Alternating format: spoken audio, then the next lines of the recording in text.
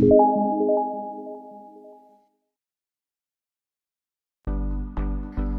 Friends, मैं हूं सोहेल। कैसे हैं आप लोग?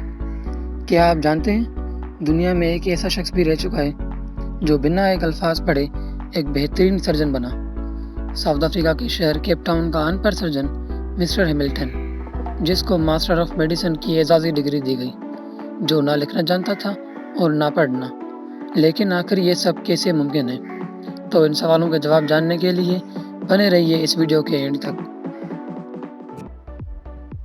तो फ्रेंड्स, हैमिल्टन केप टाउन के एक दूर दराज गांव सेंटानी में पैदा हुआ। उसके वालिदैन चरवाहे थे। वो पहाड़ों पर सारा दिन नंगे पांव बकरियां चराता था। तो हुआ यूं कि बचपन में उसका वालिद बीमार हो गया, जिसकी वजह से वो भेड़ बकरियां छोड़कर केप टाउन आ गया। इन दिनों केप टाउन यूनिवर्सिटी में कंस्ट्रक्शन जारी थी, तो वो यूनिवर्सिटी में मजदूर भर्ती हो गया। उसे दिन भर की मेहनत के बाद जितने भी पैसे मिलते, वो ये पैसे घर भिजवा देता था और खुद चने चबाकर खुले ग्राउंड में सो जाता था। वो बरसों मजदूर की हैसियत से काम करता रहा, लेकिन जैसे ही कंस्ट्रक्शन ख़त्म हुई तो वो यूनिवर्सिटी में माली भर्ती हो गया। उसे टेनिस कोर्ट की घास काटने का काम मिला। वो रोज़ टेनिस कोर्ट पहुंचता और घास काटना शुरू कर देता। वो 3 बरस तक ये काम करता रहा, लेकिन फिर उसकी ज़िंदगी में एक अजीब मोड़ आया और वो मेडिकल साइंस के उस मकाम तक पहुंच गया जहां आज तक कोई दूसरा शख्स नहीं पहुंचा।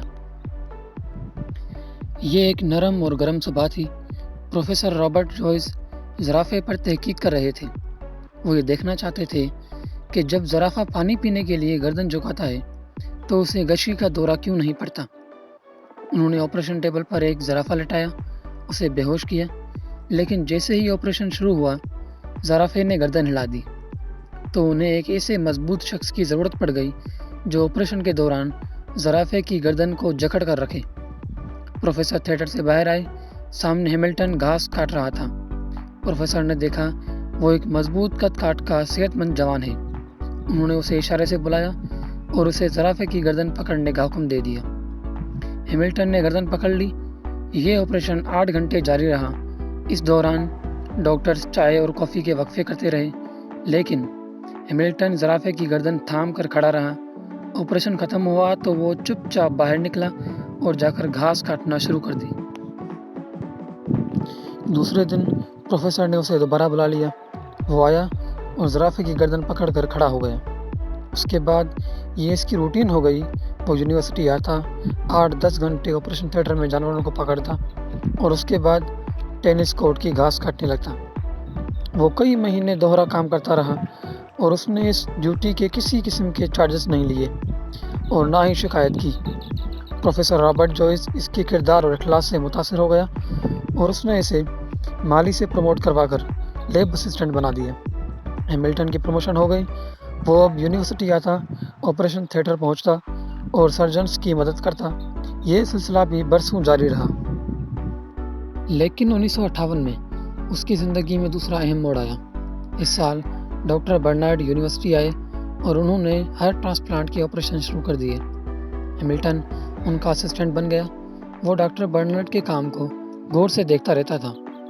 इन ऑपरेशंस के दौरान वो असिस्टेंट से एडिशनल सर्जन बन गया। अब डॉक्टर्स ऑपरेशन करते और ऑपरेशन के बाद हैमिल्टन को टांके लगाने का काम सौंप देते। वो इंतहाई शानदार टांके लगाता था। उसकी उंगलियों में सफाई और तेज़ी थी। उसने एक दिन में 50-50 लोगों के टांके लगाए। वो ऑपरेशन थिएटर में काम करते हुए सर्जन से ज़्यादा इंसानी जिस्म को समझने लगा, जिस वजह से बड़े डॉक्टर्स ने उसे जूनियर डॉक्टर्स को सिखाने की जिम्मेदारी सौंप दी। वो अब जूनियर डॉक्टर्स को ऑपरेशन की टेक्निक सिखाने लगा। वो आहिस्ता आहिस्ता यूनिवर्सिटी की अहम तरीन शख्सियत बन गया। वो मेडिकल साइंस की टर्म से नावाकिफ़ था, लेकिन वो दुनिया के बड़े से बड़े सर्जन से बेहतर सर्जन था। इसके बाद 1970 में उसकी ज़िंदगी में तीसरा अहम मोड़ आया। इस साल लिवर पर रिसर्च चल रही थी, तो उसने ऑपरेशन के दौरान लिवर की एक ऐसी चीज़ की निशानदही कर दी जिसकी वजह से लिवर ट्रांसप्लांट आसान हो गई। इसकी इस निशानदही ने मेडिकल साइंस के बड़े से बड़े दिमागों को हैरान कर दिया। आज जब दुनिया के किसी कोने में किसी शख्स के लिवर का ऑपरेशन होता है, तो उस कामयाब ऑपरेशन का सवाब बराह रास्त हैमिल्टन को जाता है। हैमिल्टन ने یہ مقام اخلاص اور کردار سے حاصل کیا۔ وہ 50 سال کیپ ٹاؤن یونیورسٹی سے وابستہ رہا۔ ان 50 سالوں میں اس نے کبھی چھٹی نہیں کی۔ وہ رات 3 بجے گھر سے نکلتا تھا، 22 کلومیٹر پیدل چلتا ہوا یونیورسٹی پہنچتا اور ٹھیک 6 بجے تھیٹر میں داخل ہو جاتا۔ لوگ اس کی آمد رفت سے اپنی گھڑیاں ٹھیک کرتے تھے۔ ان 50 سالوں میں اس نے کبھی تنخواہ میں اضافے کا مطالبہ نہیں کیا۔ اس نے کبھی سہولتوں میں کمی کا شکوہ نہیں کیا۔ پھر اس کی زندگی میں ایک ایسا وقت بھی آیا جب اس کی تنخواہ یونیورسٹی کے وائس چانسلر سے بھی زیادہ تھی اور اسے وہ اعزاز ملا جو آج تک میڈیکل سائنس کے کسی شخص کو نہیں ملا۔ وہ میڈیکل ہسٹری کا پہلا ان پڑھ استاد تھا۔ وہ پہلا ان پڑھ سرجن تھا جس نے زندگی میں 30,000 سرجنز کو ٹریننگ دی۔ وہ 2005 میں فوت ہوا تو اسے یونیورسٹی میں دفن کیا گیا اور اس کے بعد یونیورسٹی سے پاس آؤٹ ہونے والے سرجنز کے لیے لازم قرار دے دیا گیا وہ ڈگری لینے کے بعد اس کی قبر پر جائیں، تصویر بنوائیں اور اس کے بعد پریکٹیکل لائف میں داخل ہو جائیں۔ تو فرینڈز، کیسی لگی آپ کو یہ ویڈیو؟ اگر پسند آئی ہو تو لائک، کمنٹ اور شیئر کر دینا، اور ہاں، چینل کو سبسکرائب کرنا مت بھولنا۔